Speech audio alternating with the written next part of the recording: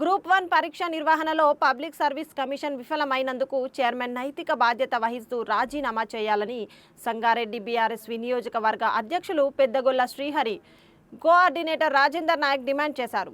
BRSV అధ్యక్షులు గెల్లు శ్రీనివాస్ పిలుపు మేరకు సంగారెడ్డి జిల్లా కేంద్రంలో పట్టణంలోని కొత్త బస్టాండ్ వద్ద నిరసన వ్యక్తం చేసి రాష్ట్ర ప్రభుత్వానికి వ్యతిరేకంగా నినాదాలు చేశారు.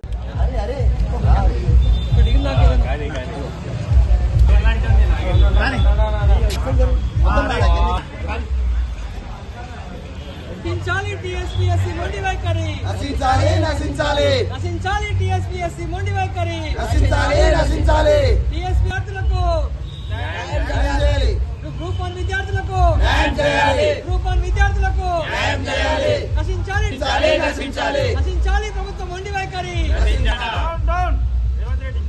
రేవంత్ రెడ్డి రేవంత్ న్యాయం చేయాలి, గ్రూప్ 1 అభ్యర్థులకు నశించాలి, ప్రభుత్వం మొండి వైఖరి, రాజీనామా చేయాలి. తెలంగాణ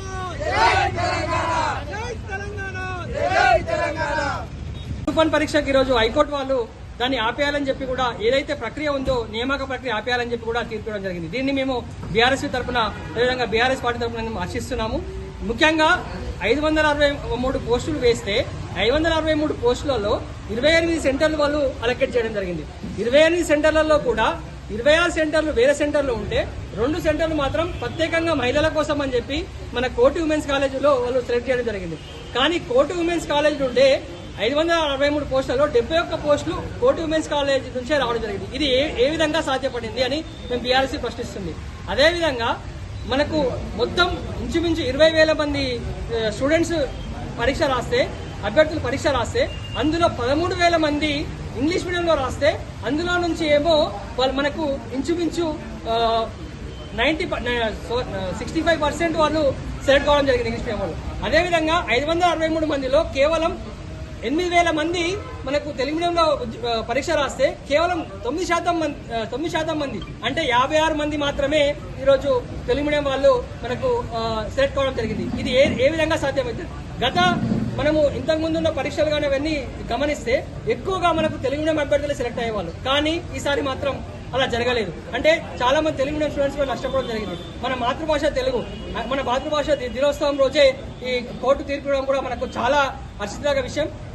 ఈ కోర్టు తీర్పును సవాల్ చేస్తూ ఈరోజు రేవంత్ సర్కారు హైకోర్టు బెంచ్కు మరి అదేవిధంగా సుప్రీంకోర్టు వెళ్తామని కూడా చెప్పడం జరిగింది. దాన్ని అడ్డుకోవాలనే ఉద్దేశంతో ఉంటే ఈ గ్రూప్ 1 అభ్యర్థులకు అండగా ఉంటామని ఒక భరోసా ఇస్తూ మన గౌరవ BRS party working president KTR గారు ఇచ్చిన పిలుపు మేరకు ఈరోజు సంగారెడ్డి నియోజకవర్గంలో మన సంగారెడ్డి ఎమ్మెల్యే చింతా ప్రభాకర్ అన్న గారి ఆదేశానుసారం మేము ఇక్కడ ఈరోజు సంగారెడ్డి పట్టణంలో మేము నిరసన కార్యక్రమం చెప్పడం జరిగింది. ఎన్నికల మేనిఫెస్టోలో సంవత్సరానికి 2 లక్షల ఉద్యోగాలు ఇస్తామంట అని చెప్పేసి చెప్పడం జరిగింది. వాళ్ళ ప్రభుత్వం ఏర్పడిన తర్వాత ఇచ్చిన ఏకైక నోటిఫికేషన్ గ్రూప్ 1 ఒకటే.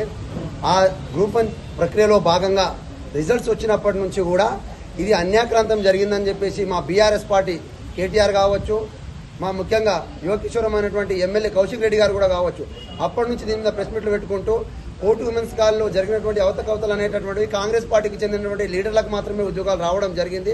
వాళ్ళ ఇంటి వాళ్ళకు వాళ్ళ రిలేటివ్లకు సంబంధించేసి ఇందులో అవతకవతలు ఉన్నాయి కాబట్టి దీన్ని తక్షణమే రద్దు చేయాలనేటటువంటి డిమాండ్ కూడా అప్పుడే పెట్టడం జరిగింది. కానీ ప్రభుత్వం దాన్ని కనుసన్నలోకి తీసుకున్నందువల్ల హైకోర్టుకు పోయి ఈరోజు హైకోర్టు శుభశిక్షకంగా దాన్ని రద్దు చేయడం జరిగింది. ఈ రాష్ట్ర ప్రభుత్వం జరిగినటువంటి అన్యాయాన్ని హైకోర్టు ఏదైతే తీర్పునిచ్చినో దాన్ని శిరసా వహించకుండా హైకోర్టు తీర్పుపై సుప్రీంకోర్టుకు వెళ్తామని చెప్పేసి మాట్లాడడం నిజంగా సిగ్గుచేటు. మీకు చిత్తశుద్ధి ఉంటే హైకోర్టు తీర్పును ఖచ్చితంగా మీరు శిరసా వహించాలి. మరోసారి గ్రూప్ 1 అభ్యర్థులను దృష్టిలో ఉంచుకొని మరోసారి నోటిఫికేషన్ ఇచ్చేసి గ్రూప్ 1 రాసేటటువంటి విద్యార్థులందరికీ న్యాయం చేయాలని కోరుకుంటా ఉన్నాం.